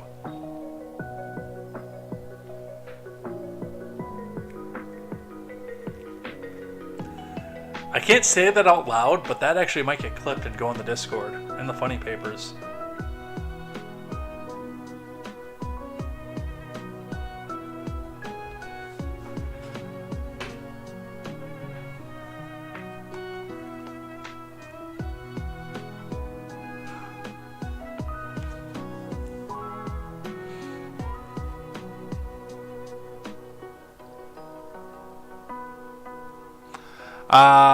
Let's see. The bill includes a long list of proposed spending cuts and changes to federal programs, including banning student loan forgiveness and raising work requirements to access social welfare programs. While Young noted the GOP bill doesn't include a line-by-line breakdown of exactly how the cuts would be implemented, she lays out a few scenarios if Republicans leave defense funding, Veterans Affairs, and Homeland Security untouched, which they shouldn't, by the way. Everything else would have to be cut by 30%. That would mean people waiting for disability benefits through Social Security might face wait times of at least 2 months longer, and those seeking help through Social Security and Medicare offices could experience worse customer service. How do you get worse than what's already there? Additionally, the cuts would mean less funding for affordable housing vouchers, and the maximum Pell Grant award going down by nearly $1,400. Not seeing a downside here. House Republicans can do this math as well as anyone. They're absolutely aware of these very calculations, Young writes.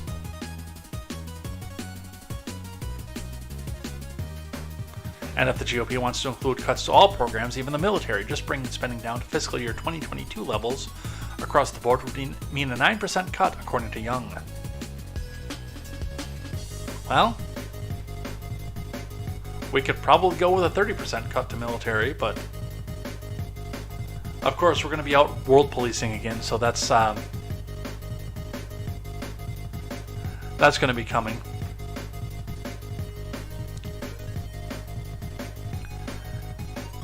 And in another thing that surprises absolutely nobody, now that we're actually getting somewhere on the talks, the activists are out.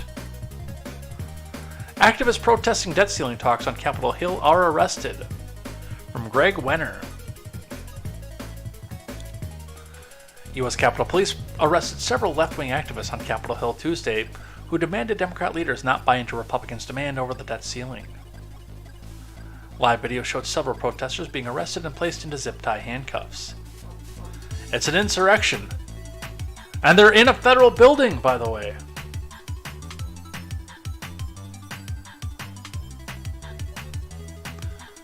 The activists were members of Center for Popular Democracy who said they plan to occupy a series of congressional offices. That's insurrection, including 3 moderate Democrat Party representatives. The protesters demanded the Democrat reps not go along with Republican efforts to pass spending cuts in exchange for raising the debt ceiling.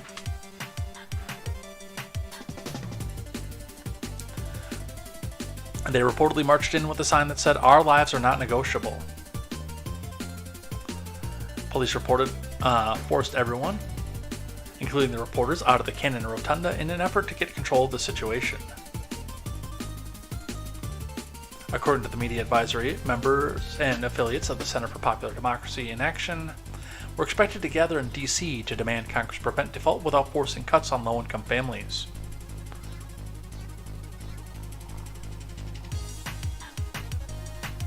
Activists who claim to be impacted by the cuts directly travel to the Capitol from places like Alaska, Kansas, Florida, Arkansas, West Virginia to have their voices heard. So they have the means to travel to DC. The Alaska one blows my mind.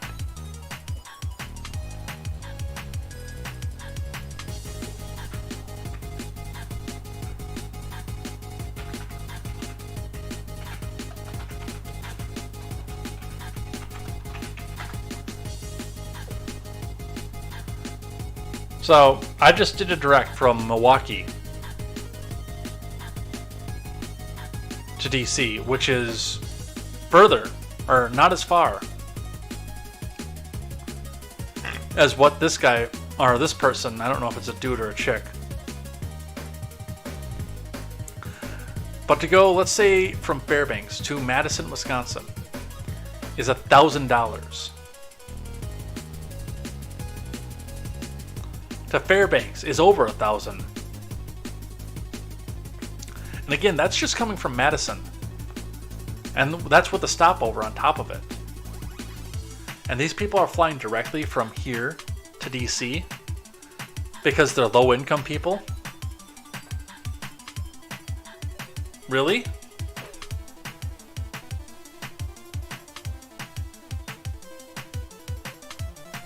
I make a decent middle class wage and I am scrimping and saving that kind of money to put tires on my truck right now.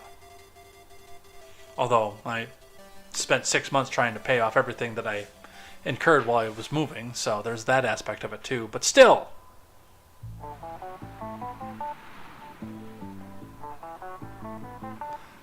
you have no means, you're low income, and you can just, out of nowhere, throw a flight from Anchorage to DC, really?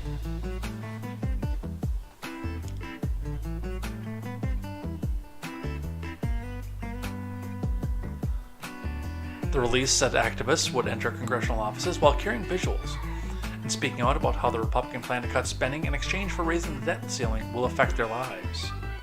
It won't. Specifically, the activists plan to visit the offices of Joseph Morell of New York, Abigail Spanberger of Virginia, and Jimmy Panetta of California. House Republicans said they will not raise the debt ceiling and increase the amount of money the federal government can borrow unless President Biden agrees to cut spending. The president met with Republican leaders last week to work on resolving the weeks-long standoff over raising the borrowing limit. Republicans have refused to allow more borrowing unless it's tied to cuts and that total roughly $150 billion in discretionary spending, while Democrats say Congress must pass a clean debt ceiling raise with no preconditions, so that they can promise that they'll talk about the spending cuts later and then never give them an audience.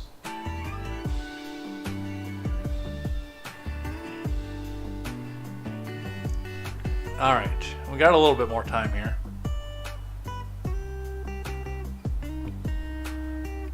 Let's see, this one I'm going to save.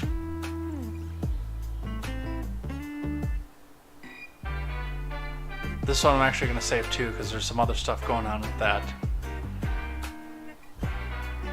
So let's talk Kari Lake.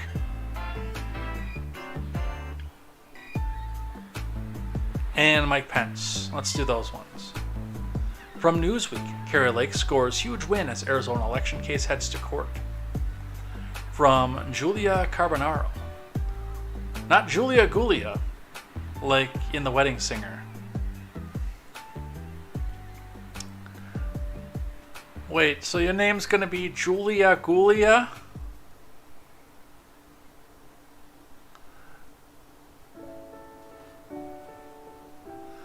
Failed Arizona gubernatorial candidate, and Newsweek has to editorialize that to start off with. Kari Lake has claimed a victory in her legal challenge against the race's results, as her last standing election misconduct claim was allowed to move forward in a court on Monday. Lake, who ran with Trump's endorsement, lost Arizona's latest gubernatorial race to Katie Hobbs by more than 17,000 votes, but refused to concede. She filed a lawsuit against the election results, claiming that alleged irregularities in Maricopa stopped her from winning the state's most populous county. Though her legal challenge was repeatedly rejected in the state, first by a judge and then by an appeals court, Lake has appealed to have her case heard in court. In March, the Arizona Supreme Court threw out 6 of 7 claims in her legal challenge by the defeated Republican nominee, but kept the case alive by ordering a trial court to conduct an additional review of the county's procedures for verifying signatures on the ballots. This case is scheduled to be heard at 9 a.m. tomorrow in Maricopa. On Monday, Superior Court Judge Peter A. Thompson, who rejected Lake's lawsuit back in December, approved one count of Lake's lawsuit regarding signature verification procedures in the county to continue in court.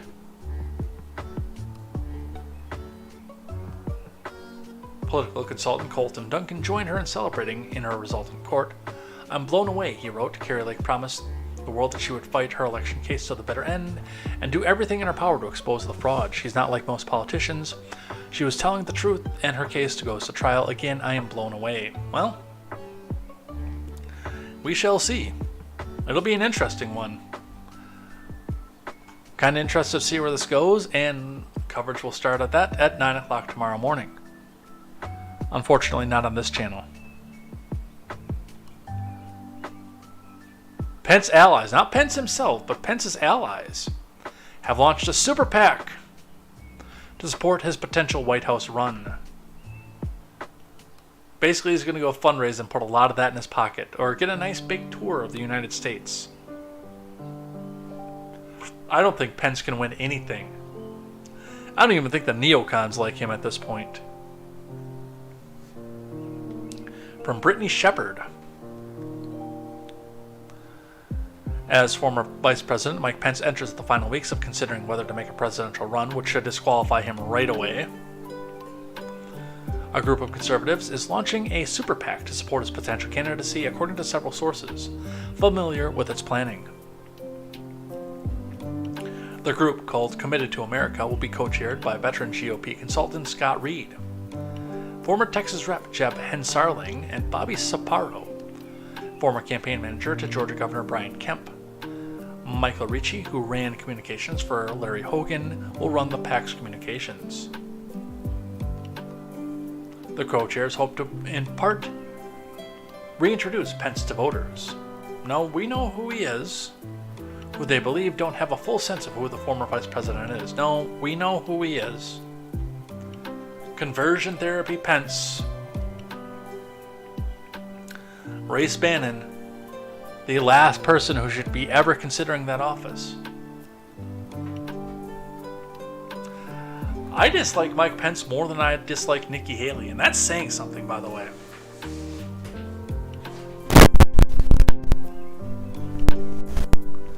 People know Mike Pence, they just don't know him well, Reid told a small group of reporters on Friday that included ABC News. This campaign is going to reintroduce Pence to the country as his own man. Not as vice president, but as a true economic, social, and national security conservative. A Reagan conservative. Not even close. Let the fly land on him again. Alright, from the Daily Wire, acquitted pro-life activist Mark Houck tells Congress the FBI raided his home to instill fear in pro-life America. From Brandon Dre. Acquitted Catholic pro-life activist Mark Houck in front of House Judiciary members on Tuesday revisited the moment when federal and state law enforcement authorities raided his home with guns last year on accusations he blocked others from entering an abortion clinic.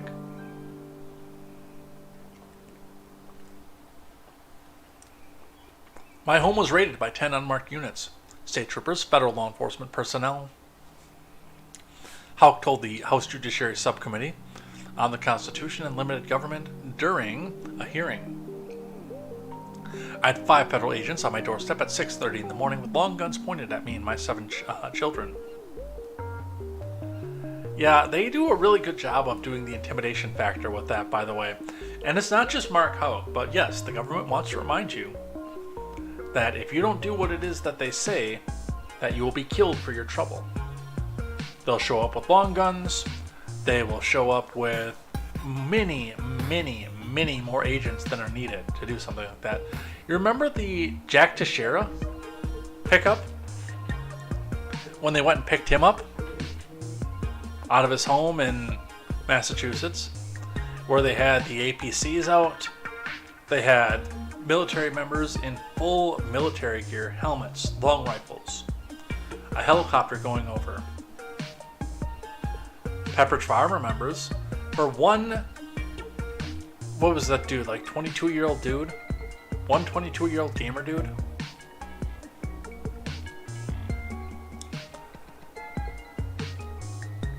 Who was the one that got raided?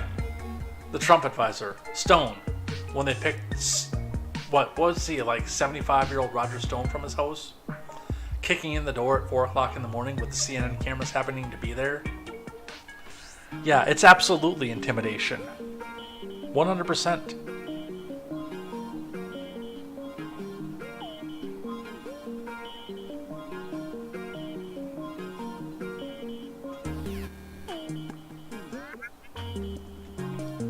Speaking of intrusion, Secret Service reportedly investigating home intrusion of Biden's national security advisor. From Catherine Hamilton over at Forbes. A man evaded guards and entered the home of Jake Sullivan, who serves as President Biden's national security advisor in April, prompting an investigation by the Secret Service. The Washington Post, where democracy goes to die in darkness, reported on Tuesday. An unidentified intruder entered Sullivan's home in D.C. at 3 a.m. 2 weeks ago, according to the Post, which cited government officials. Sullivan reportedly confronted the man, who appeared to be intoxicated and didn't seem to know Sullivan or want to harm him. There was no sign of forced entry, and the Secret Service agents who guard Sullivan's house 24/7, according to the Post, were unaware of the incident until Sullivan went outside and alerted them. So, and again, this goes back to the political motives and the political show, just like the Connolly office that we talked about yesterday, when the guy went in with a bat and started swinging at Connolly's staffers after saying crazy shit like his penis is a radio transmitter that he's using to send anti-Semitic lesbian meatloaf recipes to Soupy Sales and Marvin Hamlish. Oh, mind you, that particular guy, because he had the bat, we don't really want him out there screwing with a lot of people, but typically a person who says stuff like that, you want to give him his own radio show. Maybe give him a YouTube channel.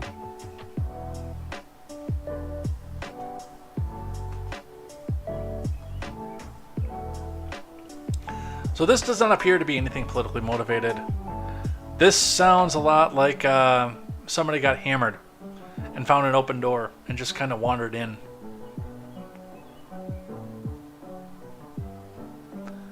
And lastly, before we head out of here for the day, Biden officially vetoes resolution blocking temporary suspension of tariffs on solar panel imports. From Donald Judd.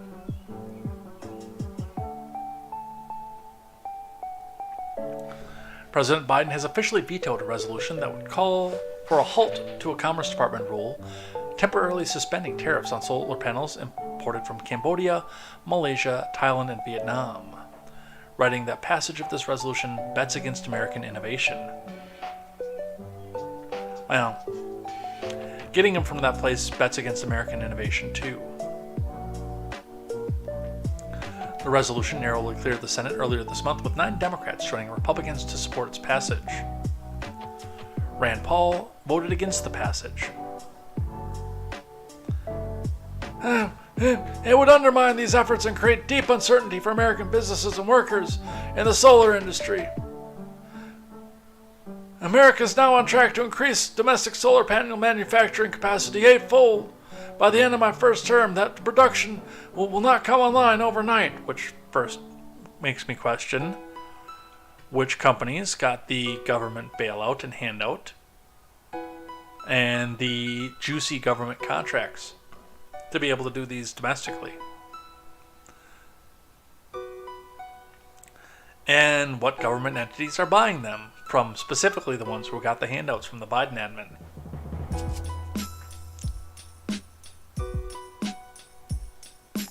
Who got solar panels, or who's selling solar panels on a no-bid contract?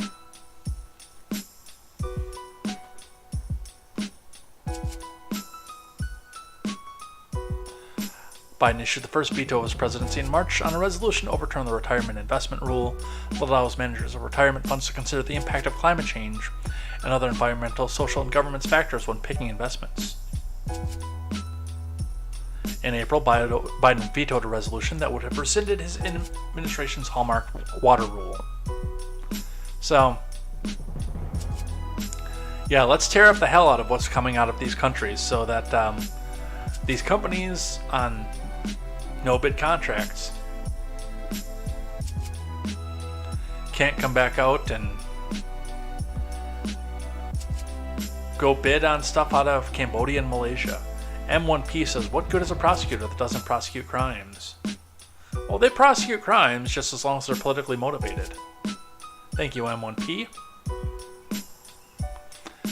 And with that, we have reached the conclusion of the news portion of our show, and we'll be finishing out the show as we usually do, looking at the Ferengi Rules of Acquisition for Tuesday. We've been doing this for over a year now, by the way. And we are getting into, I think we're just about to the 200s. I was looking over the list earlier on today. Yes, we're on the 192nd Rule of Acquisition, this coming from a reference book. The 190th Rule of Acquisition, being Hear All, Trust Nothing. We talked about that last week.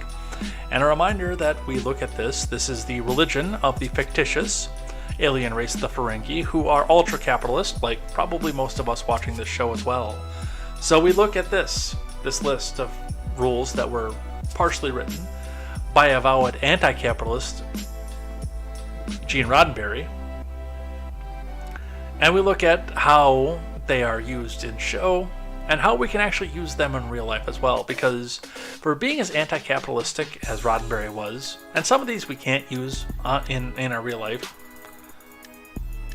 but some of them we can, and well, for being anti-capitalist, Roddenberry made a pretty strict set of rules that will increase your capitalistic ventures. So, we read the 192nd Rule of Acquisition. Never cheat a Klingon unless you're sure you can get away with it. Klingons, of course, being a warrior race in the fictitious Star Trek universe, who will drop at a dime and stab you if you cross them whatsoever, and you get caught, by the way. It's pretty obvious how we use this in our real life. Now, this was not used in any sort of alpha canon on screen. This came from a reference book that went alongside Deep Space Nine, but you're sitting out there, you're doing a business deal. You're built about like me, kind of skinny with a little bit of a gut. About average size for American. 6 feet tall, 200-ish or so pounds, and could use to go to the gym a little bit more. And you're running a deal, and you've got it on the hook. You know that there's some shady stuff that you threw in there to go make the deal. And the guy across the table from you is an actual 6'4" jacked Marine with his bulging muscles rippling through his shirt. Not an online one who is just an 15-year-old edgelord who wants to see how much he can use to piss you off, but an actual person who could bust your jaw by looking at you. Now, if you know for a fact that you can get away with the little stuff off to the side and a little bit of stretching the truth, then by all means, but keep in mind where that guy's going to be when the product you serve that you sold him falls apart on his drive home.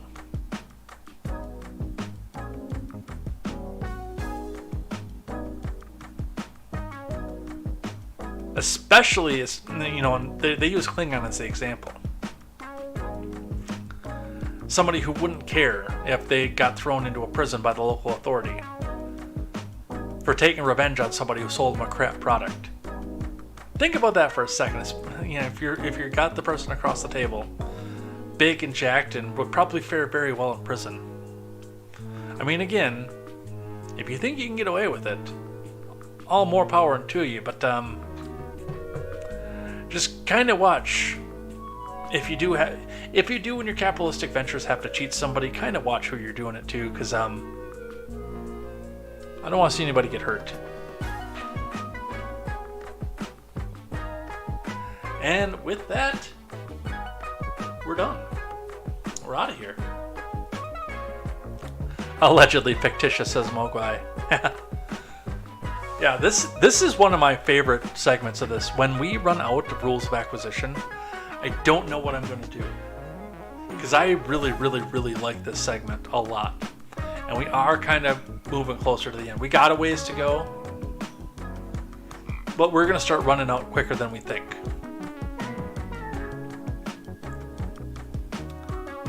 But we'll figure that out when the time comes. It'll probably be around Christmas, I think, when we run out.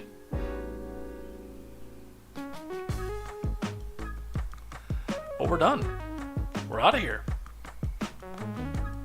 I got some nice stuffed chicken breasts with asparagus and cheese inside of them. Not the ones I usually get.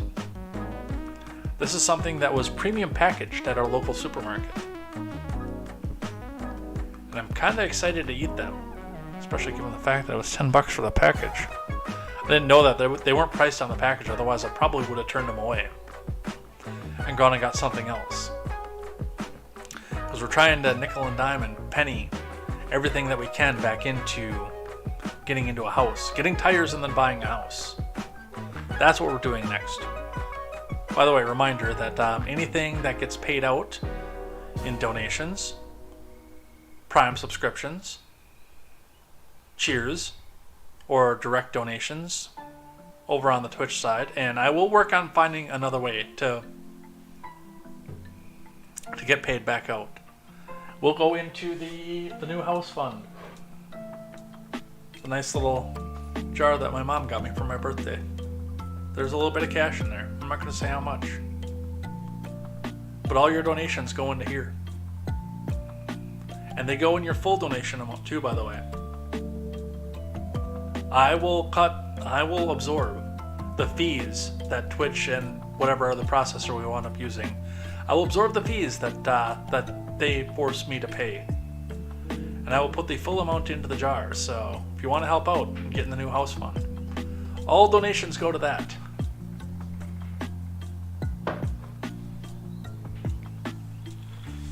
And we're going to head out of here for the day. You can see 12 rules behind me. I'm going to go clean my damn room. I need to. I do. Alright, where's the outro music? Oh wait, and I also promised that we're going to figure out who we're going to raid before I go so I can announce it too.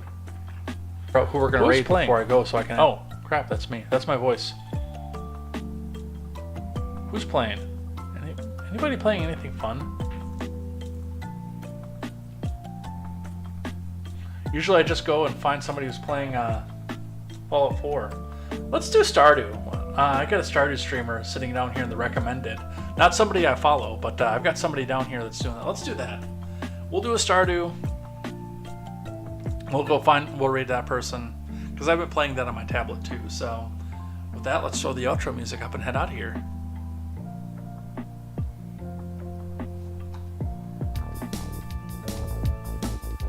Alright, so thank you everybody who came by and chatted in the live chat, came and hung out with us. We got a lot done and a lot of stuff talked about here today, especially with the Durham report. I am glad that we were able to get through that in some semblance of amount of time because with a big story like that, I thought that we were going to just spend the entire 2 hours talking like that because we do that around here a lot. But with that, we're out of here for the day. Thank you everybody for checking us out over on Rumble, Odyssey, YouTube, DLive, Twitch, Facebook, and a host of others here with some more to come. I know that Mr. Scott had mentioned that I should go try Kick, so I will probably be looking into that in the near future as well. But with that, we're out of here. Thank you, everybody. We'll be back here tomorrow, 6 p.m. Central Time, for more news, more headlines, more contemporary. It's going to be a great time. Be talking a bit about what's going on there. Tell some friends, get some more people in here as we liven up the chat and really grow into this time slot. I'm surprised by the growth that we're starting to get over here. I had thought that when we're competing against Timcast and Tucker, that we'd be done, but we're really starting to grow into it. So thank you guys for that. We will see you here tomorrow for more news, more headlines, and more contemporary. Stick around on the Twitch side for the raid, and until then, I am Jay Edgar, and this is Contemporary. Take care.